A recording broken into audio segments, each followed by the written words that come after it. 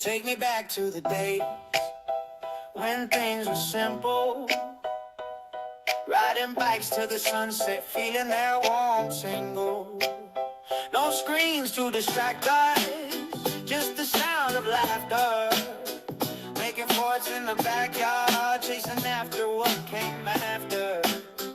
Oh, the good old days when we play outside. No Wi-Fi, no worries, just a wild ride. Trading baseball cards, listen to the radio. Life was an adventure, don't you know? Woo! I love that song. It really brings me back. Welcome back to Offline Daze. I am one of your hosts, Coley. And I am Ryan. And today we are going to talk about the place that everybody had to be between 1981 and 1999. The mall. Where is that? I can't even... The mall. Yeah, you know, that's you remember the mall was the place to be, just vibes and Orange Julius. Man, God, what that the drink fuck was was awful. Orange Julius? What was it? Was it just like radioactive sludge? I mean, I thought it tasted pretty good, but I don't necessarily know what was in it. Are you saying you did not like it, Coley? Oh, I didn't like it either. I think it tasted like a creamsicle in regret. Ooh. I feel like I like that. I feel like it was a big hit though. I think my mom really liked it. My brother liked it, and I was kind of on the fence about it, but yeah. Well, that was, everybody thought that they were drinking healthy. And you're like, Mom, it's just orange juice. And you might as well have been drinking drywall and milk. Oof. Yeah. There were a lot of interesting things in the mall. I feel like that was just the foundation of coming of age as a youth. Kind of like, I don't know if you ever watched that slacker cult movie Mallrats, about two best friends. What is it? They get dumped on the same day and decide the best way to process their emotional trauma is to hang out at the mall and avoid adulthood entirely. One of my favorite movies. Kevin Smith. Oh, God. Wasn't that Jay and Silent Bob? Exists purely to provide chaotic life advice that is 100% wrong, but delivered with total confidence. Yeah, absolutely. I mean, the mall was it was a giant Amazon, and you got to be there in person. Yeah. Yes. And what about, remember the store? I mean, we'll probably get into more of these subtopics, but have you been to a Spencer's lately? I have. They still exist. They made it through COVID. It was always like, I remember it just being inappropriate T-shirts and lava lamps and black lights, but now it's apparently turned into like a sex dungeon with dildos, vibrators, and cheap lingerie. So I don't. Oh man, it's amazing now. It's great because they have little kid toys up front and big kid toys in the back, and there's no and there's no we were talking about the porn section in our Blockbuster episode. There's nothing that separates it. It's just toys and toys. Toys. So you kind of like, so maybe their business model now is just you graduate as you get older. Like you start in the first row and then you eventually make it back further and further as you become more of a degenerate in life. Eventually you have to make it back to the cashier who looks like they're going to suck your soul out with their eyes. Yeah. And that I think it's the same person. Spencer's opened in like 1982 and I think it's still the same clerk. Yeah. If that doesn't scream demon. I mean, he's aged well, so he could be a vampire too. He could be a vampire. Oh man. But the mall. I was just thinking about this, it's the one giant building that, smelled like Mrs. Fields cookies. and Annie's pretzels combined. That was a winning combo. That doesn't bring back any Yeah, good that was memories. I mean, if you think about just the food court ecosystem, right? I mean, that was like a central. I mean, you always had that one Chinese food place where the teriyaki chicken somehow tasted identical across every mall in America. Do you remember the samples that they would give you? Yeah, yeah. It would be like an entire orange chicken plate on a toothpick. That's how huge they were. Maybe that's why we're in the economic crisis we are. Oh, ooh, bring it back to the economy. Yeah, yeah. Yeah, it was. I mean, I feel like back then at that age, I really didn't care much about the quality. So, I mean, it was just, and maybe there were less processed food parts in there as there are now. So, I wonder how you became like a vendor in the mall back in the day. You know, you're like, was it like a franchise owned by one person, or was it just like, hey, we're just going to put this franchise in, and you know? Yeah, I mean, the food court was a United Nations of Greece. You had Chinese food, pizza, tacos, and pretzels. And I'm not a religious man, but man, Ryan, that was heaven on a plate, and you could do it for under $20. Easily. In the eternal debate whether Sbarro counted as real pizza or if it was its own separate food category that only existed within the mall walls there. Yeah. Have you ever seen a Sbarro outside of a mall? Now that you mention it, I have not. Did they go into business just to put stores in the mall? But it was a nice hefty slice of pizza, though. I mean, the whole paper plate was like 90% grease. But I guess when you're 15 years old, you know, you're not old and decrepit like we are yet. And it's kind of like Jim Gaffigan when he talks about when I eat a Hot Pocket, my back starts to hurt. Yeah, Hot Pockets. Yeah. What I'm other? sure every time. What other? Cinnabon was another one too. Yeah. If you add that to the Annie's and the Mrs. Fields, you got diabetes wrapped into one stop. Right? They were prepping us. We're amazing. Go ahead. Yeah, I was just saying it's amazing with all the fast food that was in malls that half of us aren't walking around with a limp. Well, we're very obese these days, so I think that was maybe the precursor right there to that. But I'm trying to think of like stores too. Do you remember any like outside of the food court? I mean, what stores do you remember? Well, I worked in a Dockers. You remember Dockers? I mean, they still exist, but the stores don't really exist anymore. The super uncomfortable khaki pants. Yep, that's where I worked. Remember those? Mm-hmm. I worked in a Dockers / Levi's. So, you know, you get two very different types of people in that store. Yeah, how old were you when you worked at the Dockers? 17. Okay. 17. Yeah. Yeah, it was. I mean, it was an awful job, but I learned how to fold clothes, so I guess I can chalk that up to the mall gods. Yeah. Well, now that you're a parent, I'm sure that comes into handy.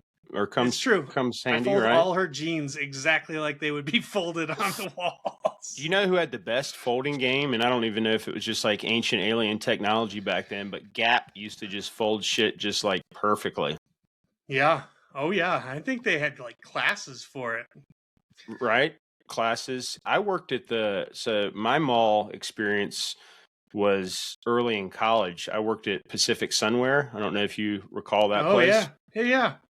I mean, it used to actually be really good back then. I don't know if you've been into one lately, but back then it had like all the surf, skate, like cool shoes, like all that stuff. You walk in now and it's just like straight from China shithole, like terrible fabric. Yeah, I get that. No, Abercrombie and Fitch, that was another one that was, I mean, all the clothes have changed when you think about that, but Abercrombie and Fitch, that was another one that, everybody wanted to be an Abercrombie and Fitch model. But it was kind of creepy because they had like, I don't know if you recall, but they always had like pictures of like younger, like under 18-year-old kids in there. So Oh, it's yeah. kind of like looking at it now, I'm like, it's a little bit weird. They might be on the Epstein list. I haven't been keeping up to speed on that, but that could be. I'm trying to think of some other ones like Aristotle, Radio Shack, Foot Locker. Well, when we talked about music, Sam Goody, right? Yeah. I mean, that was, God, that was probably an hour to an hour and a half experience just looking for the one CD that you knew you wanted. If you didn't know what you wanted, you're there for at least 4 hours. Yeah. And then listening 30 seconds of a CD and somehow convincing yourself it was enough to drop 19 on an album where one song was good. Were you going to listen to one song? Yeah, totally. Oh, man. I mean, yeah. Do you remember like as far as your childhood, like what was like the hangout situation at the mall? Like what age did you start going there? Like what did that look like? Well, I kind of lived in a little bit of rural Colorado, and so to go to the mall was like a big deal. Okay. Did you ride a horse I think there? I started going there probably around 12 or 13. We would go down to my cousin's house who lived down by Park Meadows Mall, and we would go there and walk around, and that was my mall experience. Okay. So it was special. Do you remember, like, was it a big mall or was it medium sized or like? Oh, for malls in the early 90s, it was a huge mall. But now you go and look at it and you walk around it and you're like, this isn't that big. Maybe it was big because we were little. That's true. Yeah. And now, do you remember? Did you ever do like any nefarious things at the mall? I mean, your parents drop you off. I mean, was it just like, just pretty by the book, or did you guys start getting any trouble at a young age? Oh man, I mean, I was a goody two shoes, so when people were getting, just kidding. I know, right? When people were getting into trouble, I ran away. That's nice. No, hey, well, we need people like that. Yeah, I know. Just run away. I was more on the not good side. So I would like to go to the mall and like steal cigarettes and smoke them outside. And back before all these stores had cameras, occasionally I get the sticky fingers and grab a hat from Abercrombie, or put on a pair of jeans that had 35 holes in them that you can pay $60 for too. I did steal from the mall. Yeah, I definitely stole from the mall. I don't remember what mall I stole from, but I definitely stole from malls. Yeah, it was a special time before the cameras, right? Oh, yeah. We could go in there, and I remember I got caught with one of my friends one time, I think at Four Seasons Town Center, or maybe it was Friendly in Greensboro, but they brought us back to kind of one of the back rooms, the mall interrogation room. And before getting back there, I think I'd like grabbed some sunglasses or something, not these, but some sunglasses. Are you sure? And then before they could like search me, I think I just threw them in a box or like behind something, so they weren't able to catch me. But it was it was a coming of age. It was a coming of age thing. I mean, it was right when you were kind of interested in the ladies, and you're kind of walking around with your guy friends, and you're like, oh my God, there's Kathy from math class. Geez, she's looking risque. Yep. And you would, yeah, exactly. And it just, oh, do you remember? There were two things that just popped into my mind. What's that? One was where you could make your own music video. Did you ever have that? I would have loved to have that opportunity, but did not. Yeah. So that was always one thing. So you could like pay, X amount of dollars, probably $20, and they would make you Mm-hmm. your own music video. And then the other one I remember is there was always a talent agent there. What? And you would always he would always give you your card, and he would be like, we're looking for models. It didn't matter who you were, what you looked like. You could look like the Goonies guy. Oh yeah, hey you guys. Yeah. And they would give him a card, and they'd be like, you would be a perfect model.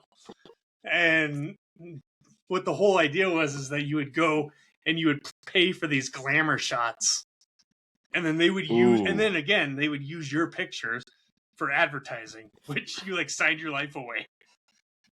Glamour shots, yeah. It's probably had something to do with Epstein in there. Now that we've talked about it a bit, but yeah, whenever I think of glamour shots, I think of what is that movie, Napoleon Dynamite? With I don't know if you remember that one when oh yeah, Uncle Rico was trying to just get everybody in on those glamour shots.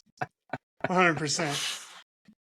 Oh yeah. Oh yeah. A lot of good memories. But we talked about the food court, but let's not forget about the arcade at the mall, where we learned gambling before we learned algebra.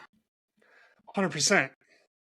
And you'd walk in with $20, and you would walk out with $0, 6 tickets, and a spider ring, and you would be on top of the fucking world.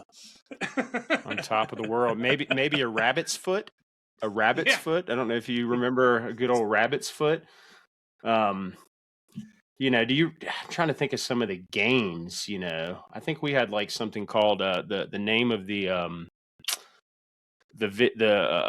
arcade was like Aladdin's Castle or something like that, and we had games like NBA Jam, Mortal Kombat, Primal Rage, Street Fighter, Hydro Thunder, some of those. Yeah, and there was always somebody who was like amazing at Mortal Kombat or Street Fighter, and they would never get off of it. And no matter how good you tried, they would just tear you to pieces. Oh yeah. It was and then I feel like you always had the kids that were like really good at a video game, like with the record that wouldn't let you play that video game. They had you had kind of, and then you had the bullies in there that were just kind of looking to pick a fight. You had the nerds, and then you had maybe some of the jocks in there too. So it was kind of a nice mixture of everything. Oh yeah. One of the memories that just popped up into mind is, do you remember the fountain? Oh, every mall had a fountain. You drop pennies in. Yeah, exactly. You would be throwing pennies in it, and it looked like it was a wishing well for the divorced dads right outside of Gap, where they'd be like throwing in a penny and be like, I really hope she lets me see him this weekend.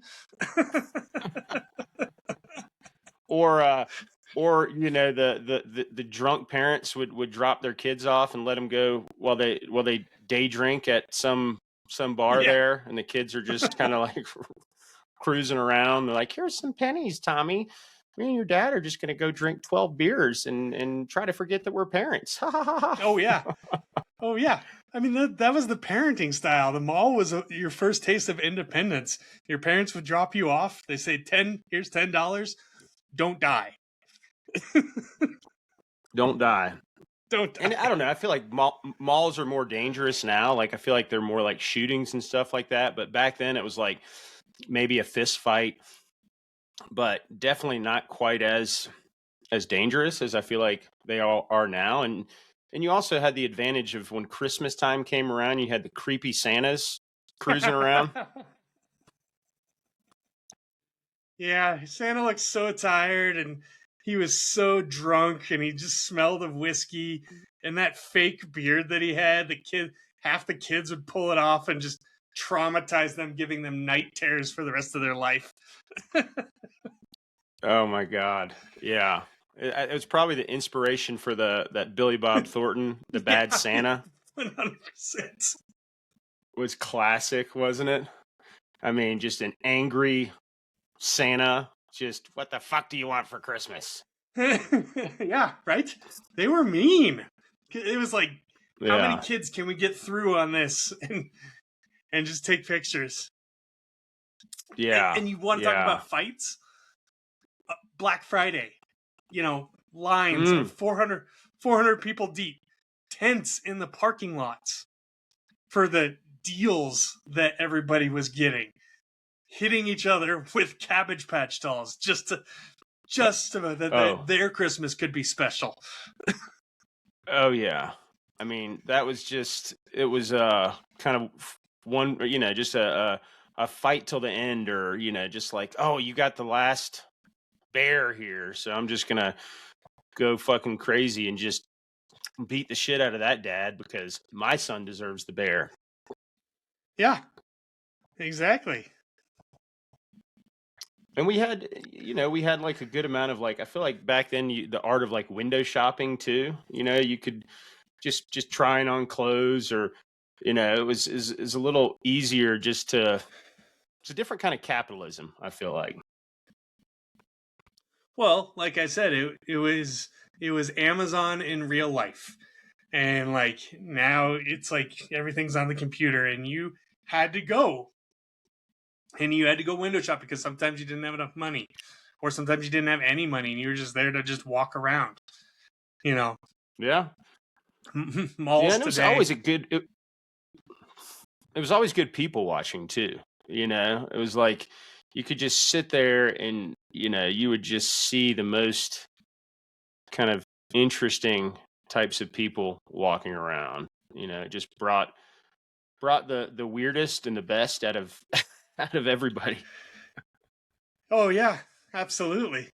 The other thing that the malls had that reminds me of is they would have concerts at the mall. Wasn't like Tiffany? Oh, shit. You remember the artist Tiffany? I do. That was her thing. Not. She went around to malls and they had concerts.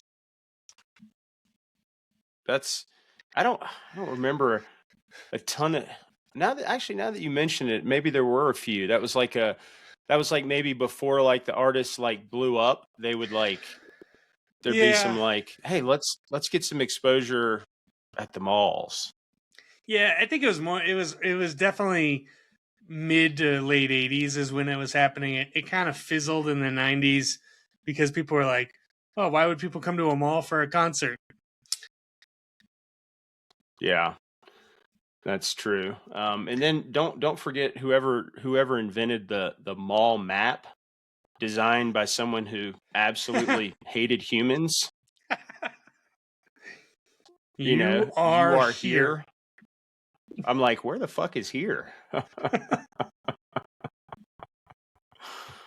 Oh, in the candy shops. I don't know if you guys had some good candy shops, but I would go in there and just crush jelly beans and all the delicious gushers and things like that. Oh yeah, I love a good candy shop. I mean, not so much anymore. I don't think I like candy as much as I did when I was a kid.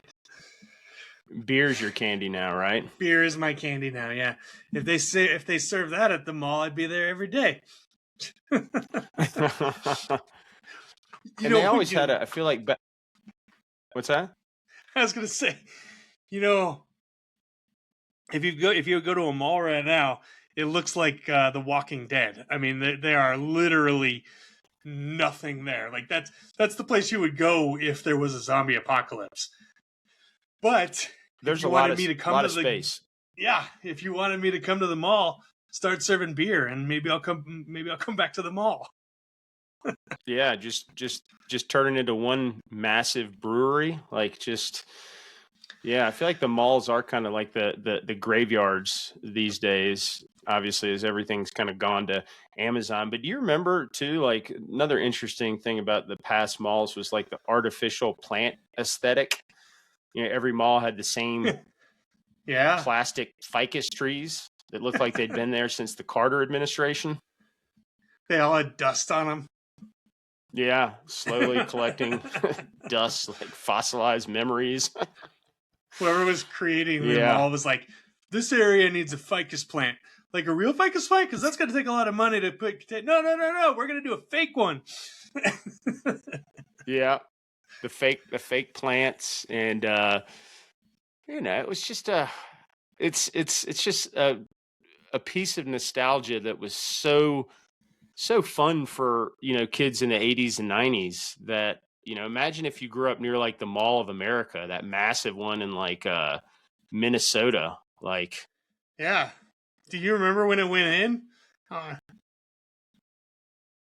Like what it was that, national? mid 90s? It was like national news. Yeah, it was like national news. Remember, there's a roller coaster in it that was like top of the line. Yeah, it was. But come to realize that nobody wants to go to an amusement park in Minnesota in January, so they had to put it inside. Shocking, right? Yeah, it's a great place to be in January. And then the malls always had like the movie theater upstairs too. Yep. Like a lot of the malls had some sort of movie theater that you could be like, hey, I'm going shopping, and then I'm going to go try to get into that PG-13 movie when I was 12, and just kind of just sneak in and hope the stoner 15-year-old usher didn't drag me the fuck out of there. That was me. I worked at the movie theater at the mall. I had a lot of jobs. Did you really? At the mall. Yeah, I totally did. And how old were you when you worked at the movie theater? 16. Okay. Were there any perks of that? I mean, was it endless popcorn and just getting to see free movies and stuff like that? Free movies was the thing. I don't even want to get into the popcorn because it's gross. That's for a different podcast in a different dimension. Yeah, all the smells and the interesting things. Well, I mean, basically, if you think about it, the mall was really our internet. You met people accidentally. You learned trends by observation, and you were bored constantly. But you were alive, and it seemed like enough back then. I mean, it was like a whole experience. But I think it was great, when the timeline from when you went with your parents, from when you could just go like with your friends, like that was like, all right, we're moving on up. Yeah, and part of me misses it.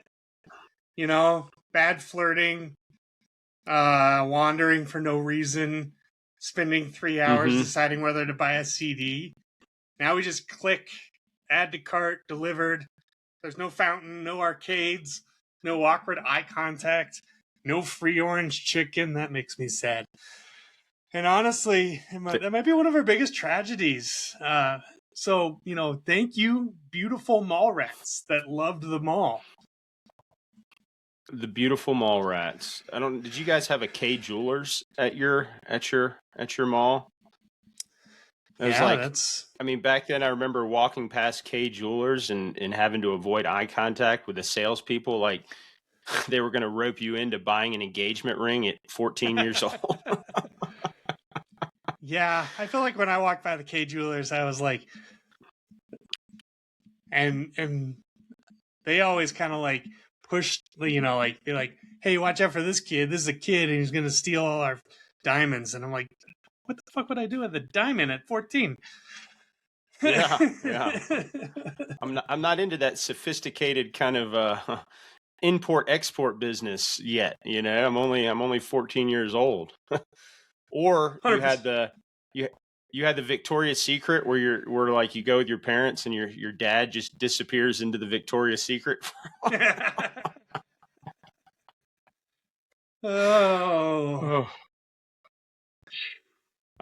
I feel like that's never gonna. I feel like it's gone. It's gone. The kids are never It's- gonna, I mean, they see it now, but they're never gonna see it like we saw it. So It's not the same anymore. I mean, half the stores are closed, and the only employees are at Hot Topic, and those people look yeah, like zombies anyway. So,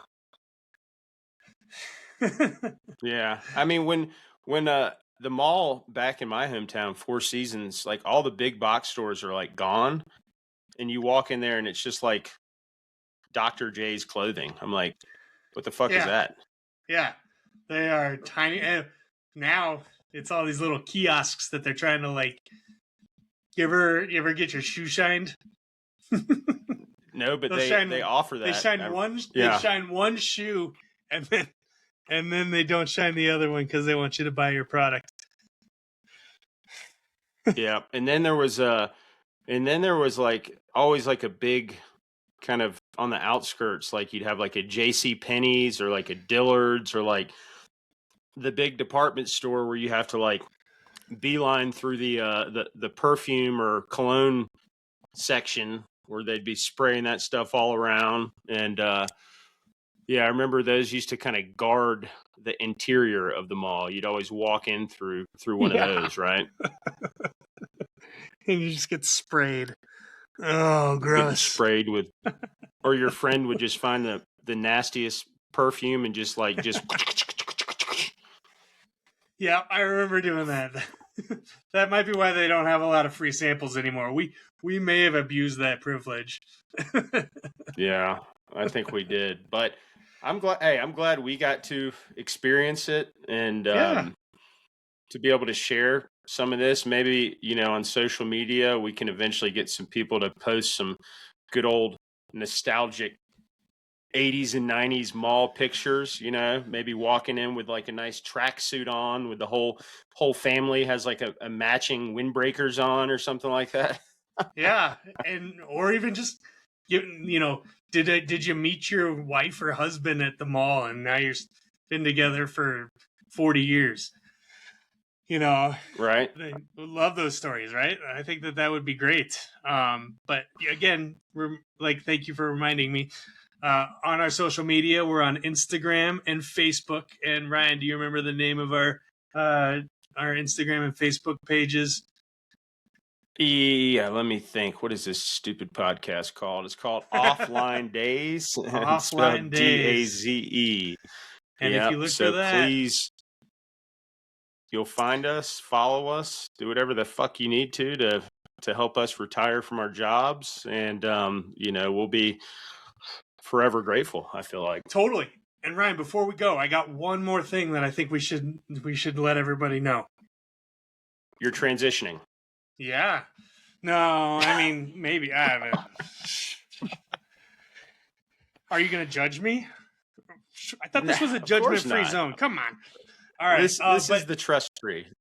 I am transitioning to our contest that we're going to do. So if you've ever pretended to rewound Titanic, if you've ever slid the VHS into the return slot at 12:01, hoping no one noticed, this is your moment. We are officially launching the Blockbuster Late Fee Amnesty event. One lucky listener is going to get a $50 late fee refund pack. That's right. We're going to pay you back for the crimes against your VHS. Here's how to enter. You're going to subscribe to the podcast. You're going to download the latest episode. You're going to screenshot it. You're going to DM it to us. You're going to tag a friend who says, "Be kind, rewind." And then every friend that you tag and say that to will get a bonus entry. So if you tag 100 friends, you will get 100 entries. And then we will announce the winner in one of our future podcasts. Right. Oh, that sounds like a cool contest there. Yeah, just kind of bringing it back there. Well, I mean, I feel bad that people got slammed with late fees from Blockbuster, and I feel like we got to give back a little bit. That's kind of what the idea of this podcast is, right? We're giving back. Giving back. We're giving back memories. We're giving back just a little space of what used to be.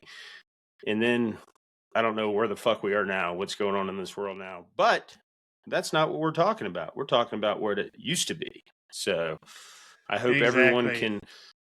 can kind of get on board with a little reminiscing. And like Coley said, check us out Offline Daze, DAZE, Facebook, Instagram, TikTok. And this is episode 4 here. So stay tuned for episode 5. We still don't know. We're still kind of pondering that one, but we look forward to joining everyone next week. Yeah. All right, guys. Well, it's been fun reminiscing, and we can't wait to hear your stories. Peace out. Peace out.